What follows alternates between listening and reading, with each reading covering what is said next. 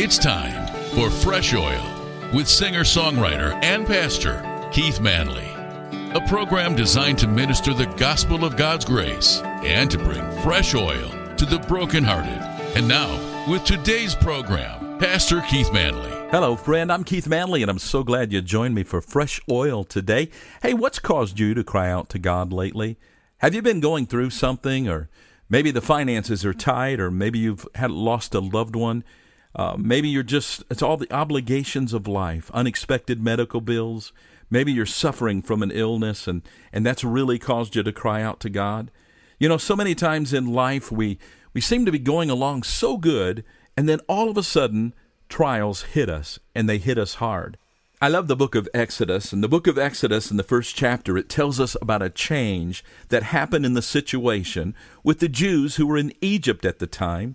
During the centuries they lived after the death of Joseph, God prospered them, they grew in number, but all of a sudden, the new Pharaoh considered them to be a threat, and he begins to enslave the Israelites, setting hard rules over them to follow. And the Bible said in verse 23 of Exodus chapter 2, during those many days the king of Egypt died, and the people of Israel groaned because of their slavery, and they cried out for help. Their cry for rescue from slavery came up to God. You know, so many times the devil wants to tell you that God doesn't hear you when you pray. But I want you to know that God hears every word you call out to him, friend. Now remember, the Israelites had been in Egypt for almost 400 years, and there's no biblical record of any prophet speaking to God's people during this time. There's no record of writings that were handed down from Abraham to the subsequent generations about how to deal with these kind of situations. The only thing we know is that the people began to cry out to God. And basically, the Israelites said, "Is God there? Does he remember us?" Isn't that what happens many times in the midst of our trials? We can come to a point where we say, "God, are you there? If you're there, don't you know what I'm going through? And don't you remember the promise you made to me, God?" How does the book of Exodus answer these questions? I want to read verses 24 and 25, the next two verses, and this is what he said. "And God heard their groaning, and God remembered his covenant with Abraham, with Isaac, and with Jacob." And then verse 25 said, "God saw the people of Israel, and God knew."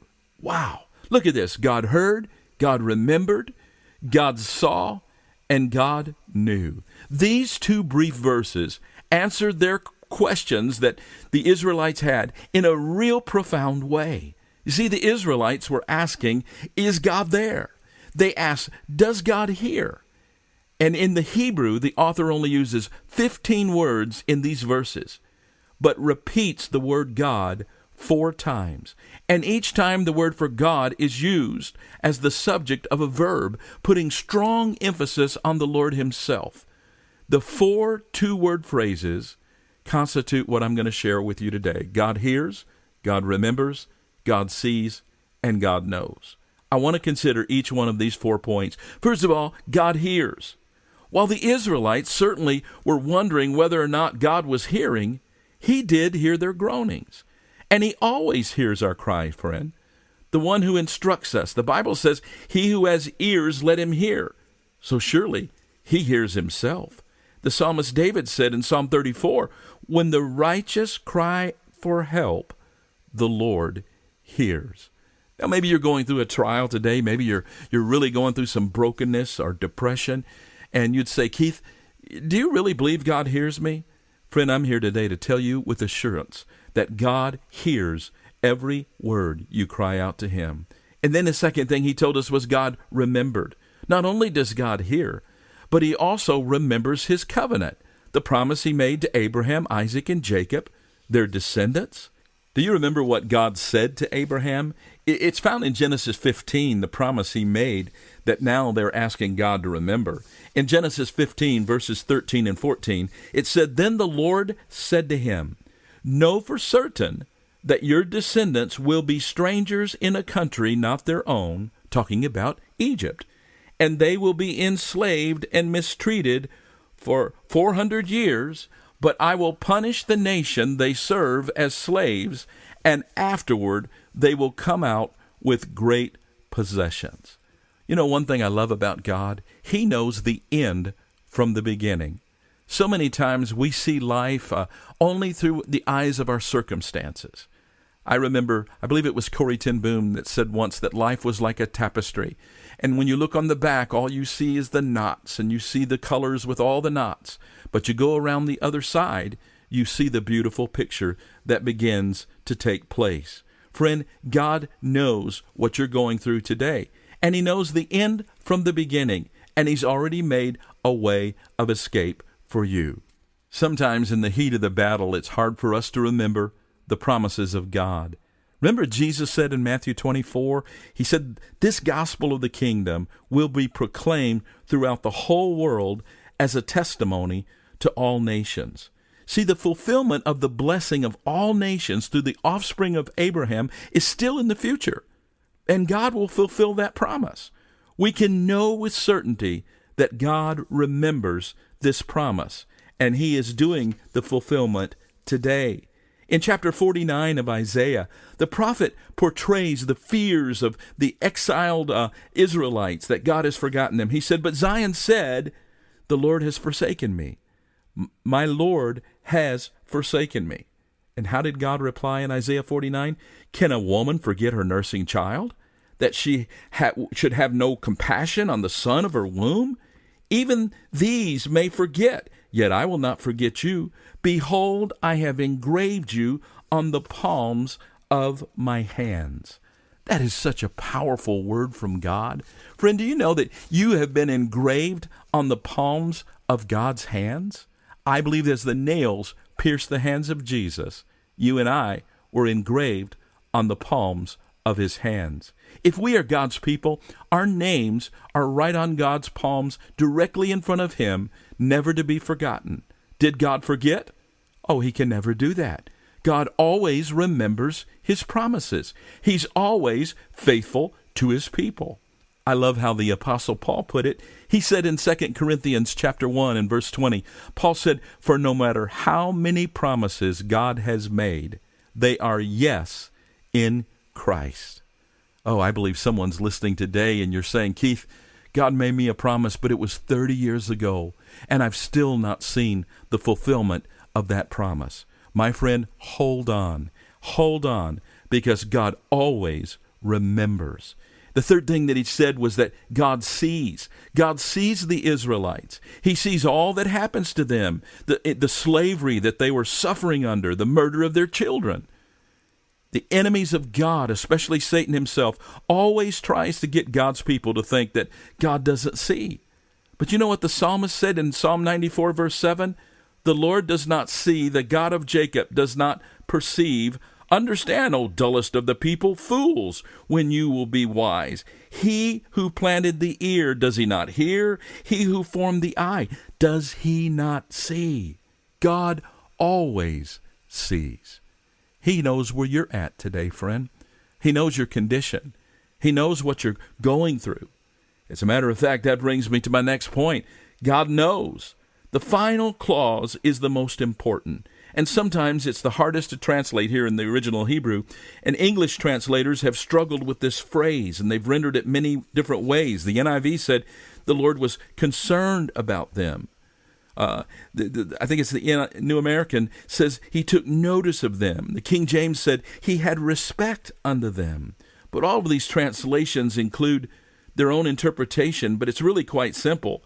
It's just God knew. The ESV, the English Standard Version, it chooses the simplest and yet ambiguous translation. It just tells us that God sees. The Lord said, I have surely seen the affliction of my people who are in Egypt, and I have heard their cry because of their taskmasters. I know their sufferings. I love that. I know their sufferings. God knew their pain. He knew their sorrow. And friend, He cared. He cared about them. And in the context of this expression, God knew means so much more. What else does God know that's relevant to the Israelite situation? God knows what you're going through today. He knows what's relevant to your own situation. I want to bring out 4 items in addition to their suffering that God knew. First of all, God knows their present weakness. He knows their strength and their ability. He knows what they can handle on their own and when He needs to take over. He knows that unless He acts, they're going to be lost. This is the way the psalmist put it in Psalm 103, verse 14. But He knows our frame. He remembers that we are dust. In John chapter 15, it says in verse 5, Jesus said to His disciples, "Apart from me, you can do nothing." Friend, God knows that we're so limited in our own human condition, that we need His strength, we need His power. The second thing God knew was He knew their future failures and their sins. That's what's so amazing to me. God knows the end from the beginning. Before He ever saves us, He knows the failures that we will fail in. He knows all of our faults. He sees everything we will ever do, and yet He loves us enough to save us. Remember how rebellious these Israelites became? God will begin to put His plan into effect. They're going to attack His servants and making things worse. But God rescues them with a series of great miracles. He parts the water for them to go across the Red Sea. After God rescues them one more time from the Red Sea, they begin to thirst and hunger and grumble against God. And God takes them to Sinai, and He speaks the 10 Commandments to them. And the people respond, "All the words that the Lord has spoken, we will do." But it was just a few days later, they made a golden calf, and they began to worship it as Moses was up on the mountain with God. And God calls them a stiff-necked people, and He's prepared to destroy them. But Moses intervenes. Moses intercedes for the Israelites. These are only the failures that are recorded in the book of Exodus. We could continue to relate the history of the Israelites through the centuries that would come later. But you know what? God loved them, and He brought them out of Egypt by His grace. One more thing that God knew, He knew the power of the enemy. Whether that power is a physical disease, an oppressive state, whether it's a human enemy or just Satan himself, God knows their strength. And He knows all of Satan's plans to try and trick us and deceive us. God knows what will happen tomorrow in advance before it ever happens. There is something I have said for years in my heart that has really helped me as I face opposition in my life and trials. I say this: nothing in my life, either good or bad, can happen until it first filters through the hands of a sovereign God. So if it gets this far, it's come with great purpose, and God will see me through. See, friend, God knows the trial that I'm going to face today. And He is right there measuring my trial, guaranteeing my outcome. He knows the power of the enemy. And He tells us that no weapon formed against us shall prosper. You know, God spoke to Jeremiah in Jeremiah 29 and verse 11. And you've probably heard this verse many times. But I love it, and I want to wind up with this today on Fresh Oil. This is what God said to the Jews. "For I know the plans I have for you, declares the Lord. Plans for wholeness and not for evil. Plans to give you a future and a hope. I know the plans I have for you, declares the Lord. Plans to prosper you and not to harm you. Plans not for evil, but to give you a future and a hope." God always can bring about His plans, friend. He says in Isaiah 46 and verse 10, "My counsel shall stand, and I will accomplish my purpose." Thank you, friend, for joining me today on Fresh Oil. I appreciate you joining me each weekday right here at this same time. God bless you, friend. He loves you. He really, really does. Stop by our website at weneedgod.com and drop me a line today. Let me know you're listening. Thanks for joining us today for Fresh Oil with Pastor Keith Manley. Fresh Oil is an outreach of Grace Family Church in Rockford, Illinois, and can be heard each weekday at this same time. You can reach us online at weneedgod.com. Until next time, remember, God's love for you is unconditional, and He makes His mercies new every morning.